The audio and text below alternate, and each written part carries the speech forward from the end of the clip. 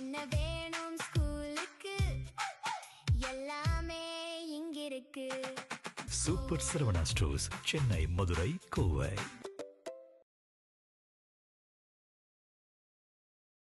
மடியில் மட்டும் பாரமில்லை, மனதிலும் பாரம்தான். தன்னுடைய 1.5 வயது சகோதரனை பள்ளிக்கு கூடவே தூக்கி வரும் சிறுமி. இதன் சோக பின்னணி என்ன? பார்க்கலாம் விரிவாக. தற்போதைய காலகட்டத்தில் குடும்ப பொறுப்பு என்பது அனைவருக்கும் சமமான ஒன்றுதான். மனைவி மற்றும் பெற்ற பிள்ளைகளை வளர்ப்பதற்காக பல்வேறு குடும்ப தலைவர்களும் கணவனை இழந்த மகளிரும் தங்கள் குழந்தைகளை காக்க தினமும் ஓய்வின்றி உழைப்பதை நாம் பார்த்திருப்போம். குடும்ப சூழல் பொறுத்துதான் குடும்ப பொறுப்புகளை ஏற்றுக்கொள்ளும் விஷயமும் இருக்கிறது.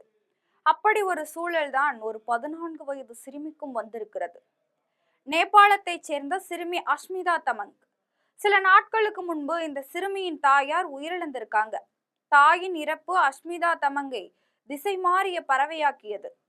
இந்த சூழல்ல தான் அஷ்மிதா தமங்கின் தந்தை பகல் முழுவதும் தனக்கு கிடைக்கக்கூடிய வேலைகளுக்கு போய்விடுவார்.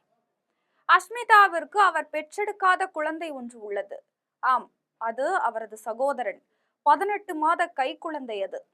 தினமும் பள்ளி செல்லும் இந்த சிறுமி தன்னுடனே தன் சகோதரனையும் தூக்கி சென்று விடுகிறார்.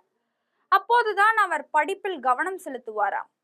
வீட்டுல தனியாகவோ அல்லது யாரோ ஒருவருடைய அரவணைப்பிலோ அந்த 18 மாத குழந்தை இருந்தால் அதை எண்ணி அஷ்மிதாவின் கவனம் படிப்பில் இருப்பதில்லையாம். சிறுமி அன்றும் தன் சகோதரனை அழைத்து கொண்டு பள்ளிக்கு வந்திருக்கிறார். இதை தற்செயலாக அங்கு உள்ள ஒரு ஆசிரியர் அதை பற்றி விசாரித்தும் இருக்கிறார். அந்த வீடியோ சமூக வலைதளங்கள்ல பரவி பார்ப்பவர்கள் நெஞ்சை நொறுக்கி இருக்கிறது.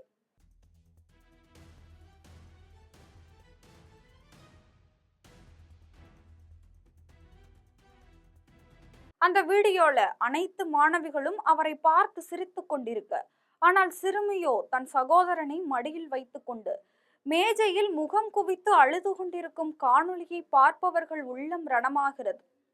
தாயை இழந்த சிறுமி தன்னுடைய கல்வி கனவுகளை தோள் மீதும் தன் சகோதரனை மடி மீதும் சுமந்து கொண்டிருக்கும் அஷ்மிதா தமங்கின் நிலை கண்டு பலரும் உள்ளம் வதும்பு வருகிறார்கள். இது போன்ற கஷ்டம் நிறைந்த குடும்ப சூழல்ல படித்து வரும் சிறுமிக்கு ஆதரவும் பாதுகாப்பும் மற்றும் கல்வியும் அளிக்க வேண்டிய பொறுப்பு சமூகத்திற்கு உள்ளது என நெட்டிசன்கள் பலரும் தெரிவிச்சிட்டு வர்றாங்க.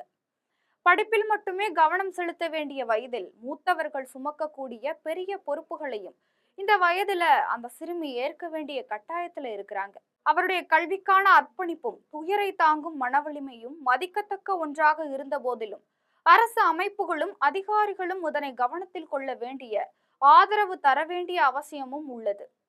அதனால் இது போன்ற சிறுமிகள் வாழ்வின் சுமைகளை தனியாக சுமக்காமல் தொடர்ந்து கல்வி கற்க முடியும் என்று பல சமூக ஆர்வலர்களும் தெரிவிச்சிட்டு வர்றாங்க.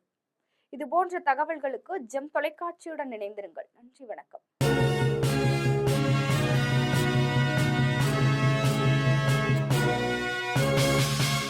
என்ன வேணும் ஸ்கூலுக்கு எல்லாமே இங்கிருக்கு. Super Saravana stores, Chennai, Madurai, Kovai.